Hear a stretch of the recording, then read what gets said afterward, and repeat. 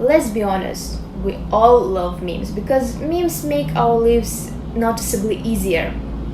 It is memes that lower the degree of tension and make it easier to talk about complex topics, for example, like politics, sexism, and other problematic stuffs. No one is the most popular in Runet in 2020, according to the meteorology study.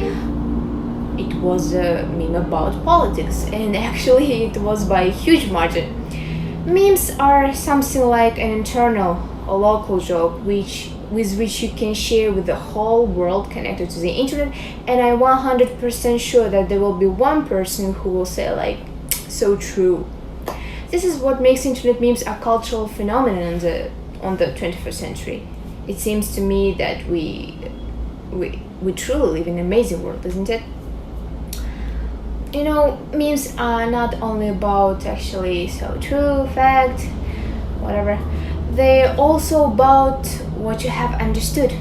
That is, modern memes are not the motivators of the past, where you used to see just like a picture and an insert with a joke from below. This is a multi-layered concept that refers something, while this something is actually referred to something else, and so on. It won't stop. In order to understand any absurd meme, you actually have to quite deep in the topic of like cinema, literature, public life, whatever. There are a lot of spheres, and when you face some kind of joke and you understand its meaning, well, it's actually comparable to how to solve a complex mathematical problem, but whatever. You feel very cool when you understand it.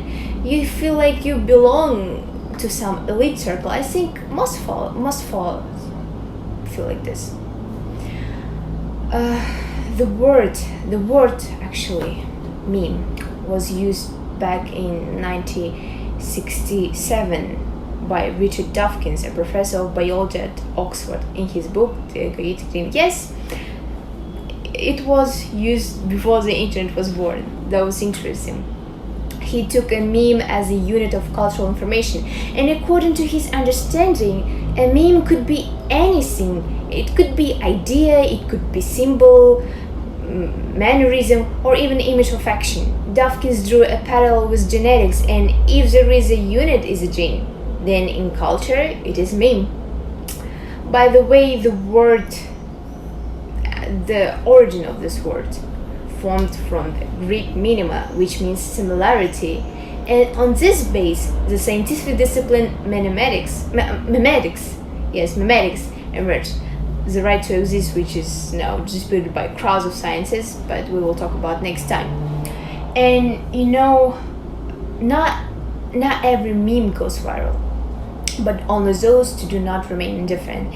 Internet memes have their predecessors, and fortunately we are the generation of people who find all of the charms of internet jokes, starting from like offline anecdotes. The new subtype of memes was first the same digitized anecdotes, then it was transformed into a visual format, and it took form that warmed the soul of all of us as the internet users. The popularizer of meme theory, Susan Blackmore, she even coined a new term, T-meme, where technology plays a key role, and it's actually plays. Let's talk about what is a meme at its core. We could say that is a quantum of humor, and that's it. But it's not quite true. There are certain types of memes that have almost become a modern art. For example, memes about depression. Interestingly, but memes about depression attract the attention of people with a depression. Our lovely British scientists conducted an experiment as usual. But in this case, they used eye tracks. They showed 21 volunteers two memes, one about depression and other no.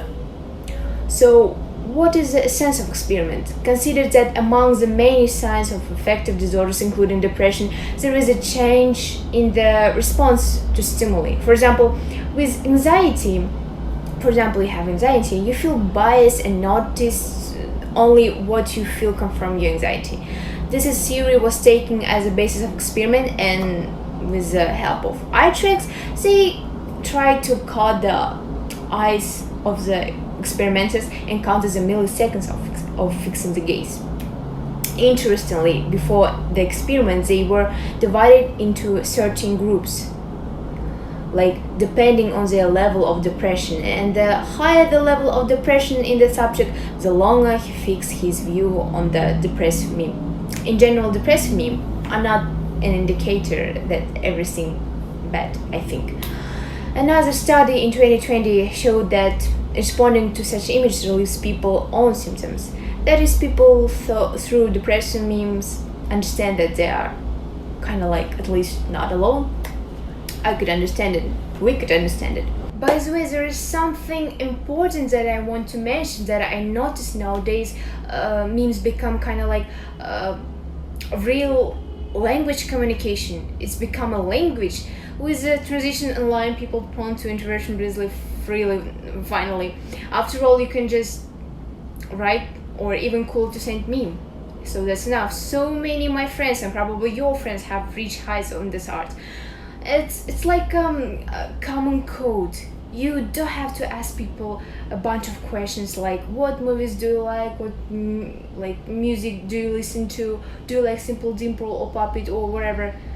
It's enough to send a person a few memes about a certain topic, and if he or she understood and laughed on it, then with a high degree of probability you can say that it is your person of interest. You most likely you have many points of intersection, and it will be easy to establish contact.